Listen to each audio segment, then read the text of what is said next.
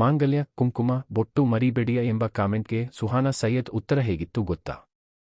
G Kannada ವಾಹಿನಿಯ ಸರಿಗಮಪ season 13ರಲ್ಲಿ ಮಿಂಚಿ ಖ್ಯಾತಿ ಗಳಿಸಿರುವ ಗಾಯಕಿ ಸುಹಾನಾ ಸೈಯದ್ ಅವರು ಇತ್ತೀಚೆಗೆ ತಮ್ಮ ಬಹುಕಾಲದ ಗೆಳೆಯ ನಿತಿನ್ ಶಿವಾಂಶ್ ಅವರೊಂದಿಗೆ ಮಂತ್ರ ಮಾಂಗಲ್ಯ ಆಶಯದಂತೆ ಸರಳವಾಗಿ ಅಂತರ್ಧರ್ಮೀಯ ವಿವಾಹವಾಗಿದ್ದಾರೆ.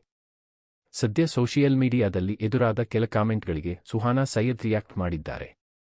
ಗಾಯಕಿ ಸುಹಾನಾ ಸೈಯದ್ ಅವರು ರಂಗಭೂಮಿ ಕಲಾವಿದ ನಿತಿನ್ ಶಿವಾಂಶ್ ಅವರೊಂದಿಗೆ ಇತ್ತೀಚೆಗೆ ತಮ್ಮ ದಾಂಪತ್ಯ ಜೀವನವನ್ನು ಕುವೆಂಪು ಅವರ ಮಂತ್ರ ಮಾಂಗಲ್ಯದ ಆಶಯದಂತೆ ಆರಂಭಿಸಿದ್ದಾರೆ. ಇದೀಗ ತಮ್ಮ ಇನ್ಸ್ಟಾಗ್ರಾಂನಲ್ಲಿ ಸ್ಟೋರಿಯಲ್ಲಿ ಆಸ್ಕ್ ಮೀ ಕ್ವೋಷನ್ ಎಂದು ಬರೆದುಕೊಂಡಿದ್ದಾರೆ.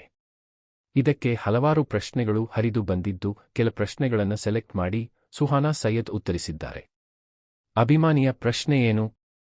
ಮಾಂಗಲ್ಯ, ಕುಂಕುಮ, ಬೊಟ್ಟು ಮರಿಬೇಡಿಯ ಎಂಬ ಕಾಮೆಂಟ್ ಸುಹಾನಾ ಅವರಿಗೆ ಎದುರಾಗಿದೆ.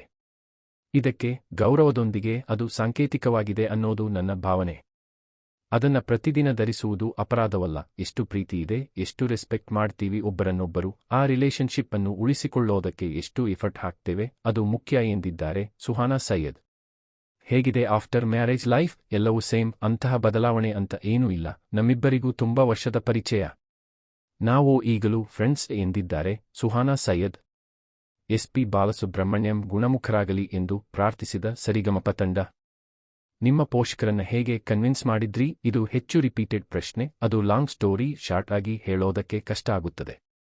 ಆ ಬಗ್ಗೆ ಈಗಲೂ ನಾನು ಯೋಚನೆ ಮಾಡ್ತಿದ್ದೇನೆ ಎಂದರು ಸುಹಾನಾ ಸೈಯದ್.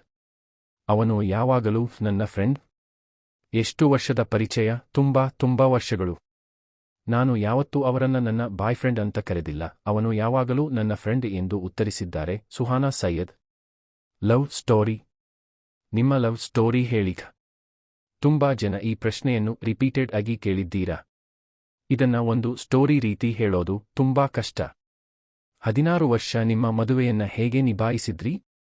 ನಿಮ್ಮ ನಡುವೆ ಯಾವುದು ಬಿರುಕುಗಳು ಬರಲಿಲ್ವಾ? ಬಿರುಕುಗಳು, ಜಗಳ, ಮನಸ್ತಾಪ ಇಲ್ಲದೆ ಯಾವ ರಿಲೇಶನ್ಶಿಪ್ ಕೂಡ ಇಲ್ಲ. ಅದನ್ನ ಹೇಗೆ ಸಾಲ್ವ್ ಮಾಡಿಕೊಂಡು ಹೋಗ್ತೀವಿ ಅನ್ನೋದು ಮ್ಯಾಟರ್ ಆಗುತ್ತೆಯೇ ಎಂದು ಸುಹಾನಾ ಸೈಯದ್ ಹೇಳಿಕೊಂಡಿದ್ದಾರೆ.